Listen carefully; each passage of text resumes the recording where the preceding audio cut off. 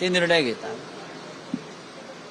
तर त्यांनी जर त्यासाठी काही चर्चा केली असेल तर तो त्यांच्या पक्षाची भूमिका आहे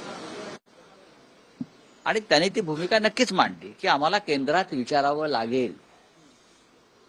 त्यानुसार त्यांनी केंद्रात चर्चा केली आणि मला वाटतं त्या दिवशी हर्षवर्धन सकपाळ यांना दुसऱ्या बैठकीला मला वाटतं दिल्लीत जायचं होतं. त्याच्यामुळे केंद्राने त्यांच्या हायकमांडनं बाळासाहेब थोरात यांना शिष्टमंडळात पाठवलं. बाळासाहेब थोरात आणि वर्षा गायकवाड यांना हा विषय एवढ्यावरच आहे.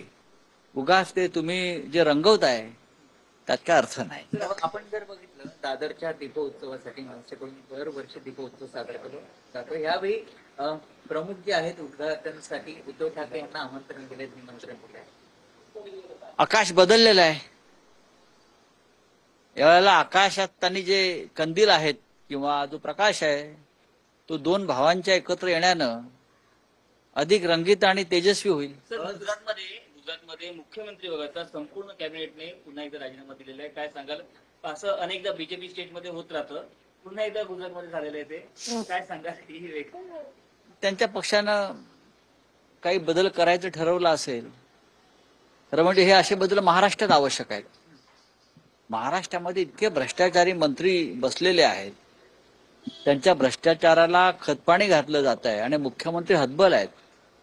अशा प्रकारची पत्ते पिसण्याचं काम जर महाराष्ट्रात झालं तर त्याचं महाराष्ट्र स्वागत करेल. सर, शेवटचा प्रश्न आहे की वर्ली डोम मध्ये राज ठाकरे यांचा मेळावा आहे 19 तारीखला. हो आहे. त्यामध्ये युती संदर्भात काही घोषणा होऊ शकतात? मला माहित नाही. त्यांचा कार्यकर्त्यांचा मेळावा आहे.